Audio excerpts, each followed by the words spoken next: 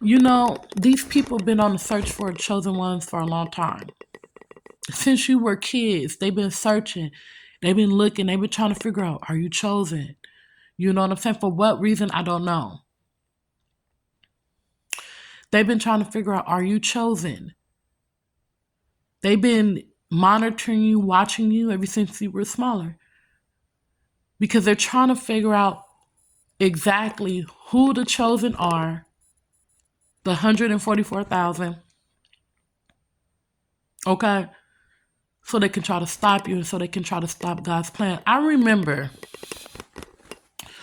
when I was about 10 or 11, me and my siblings got took to CPS came and took us away.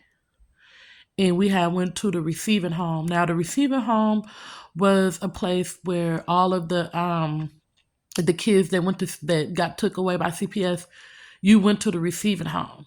And you went to the receiving home for a while until, you got foster parents or until you got, foster care parents, basically. And so we all went to the receiving home, except my big brother. He went to juvenile. But the rest of us went to the receiving home. And I remember they was gonna they were gonna, because we were there for so long, my mom was fighting to try to get us back. They was gonna try to adopt my baby brother who passed away, rest in heaven, Vintel, and my baby sister. They were gonna try to adopt them out because we was there for so long and they were young. They were only like maybe 2 and 3 or something, 2 and 4, something like that. And so my mom, my grandma fought hard and they ended up getting them out first. But me and my other 2 sisters, we were still in the receiving home.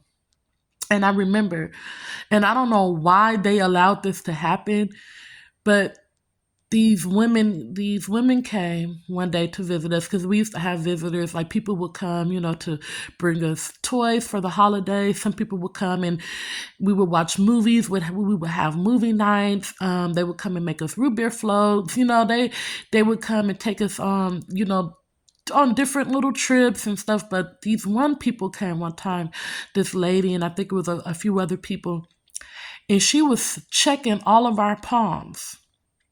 And she was looking at all of our palms and she was reading all of our palms. And at the time I didn't know like why or what she was doing was wrong. I didn't understand it. You know what I'm saying? And so all the kids were lined up so she could read our palms. And I saw her reaction as she was reading everybody's palm. And she would just look and say, oh, okay, you are going to be this and you're going to be that. And this means that you're going to have a long life. And this means this and this means that. And when she finally got to me, she whipped out my palm and she looked and she was like, and then she looked at me and she looked back down and she just did this with her mouth. She said, and she was like, okay. And she went to everyone else, and started looking at the rest of the kids' palms. But I was thinking, why didn't she have the same reaction with me that she had with the other kids?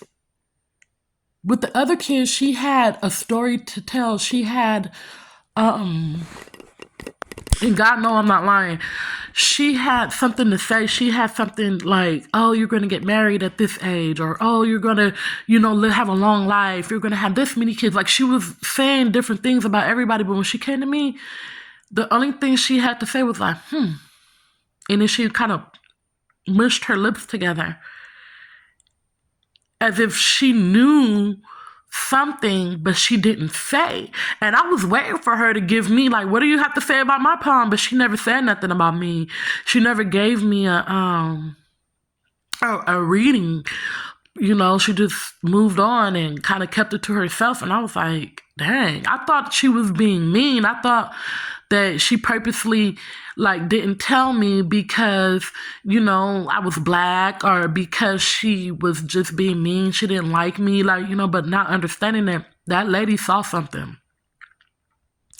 And I don't know what group they were with. I don't know why that was even allowed without our parents consent, because at that time we were in foster care, but we were not adopted out. My mom was still in the process of getting us, and she did eventually get us out of CPS, and she ended up getting custody of us again. But I just, looking back at it, that didn't, it don't fit right with me. And you guys sit there and and you go to these different foster cares and different receiving homes and things, and you're reading these children's palms. What are you looking for? For what? And just recently did God bring this back to my memory, and He began to speak to me. He was like, "They knew you were chosen for a long time. They've been watching and monitoring you for a long time. They've been knew who you were for a long time." And so I just wanted to share that story. They know how special we are. They know of our gifts. They know of our power. They know who we are. And they know that when we on the scene, man, we change things in a big way, and we cause major shifts to happen here on the earth. You know what I'm saying? Without even trying. And it's like the more and more they push against us, is the more and more things will change. And they don't understand it. It's like, if you just leave us alone, maybe this wouldn't happen. You know what I'm saying? But see, it was all in God's plan anyway. So I just wanted to share that just real briefly. Y'all, go ahead and like, share, and subscribe. Be mindful. If you have kids, I mean, like, my kids are homeschooled, but be mindful of, what goes on at your kids' school, because these type of things are going on. And they fed us root beer floats. And I don't know what was in that root beer float. You don't know. I didn't know who these group of people were. They just showed up at the receiving home, giving us root beer floats and reading our palms. I don't know, but hey, it is what it is. Y'all like, share, and subscribe. We here now, and they know who we are. So peace.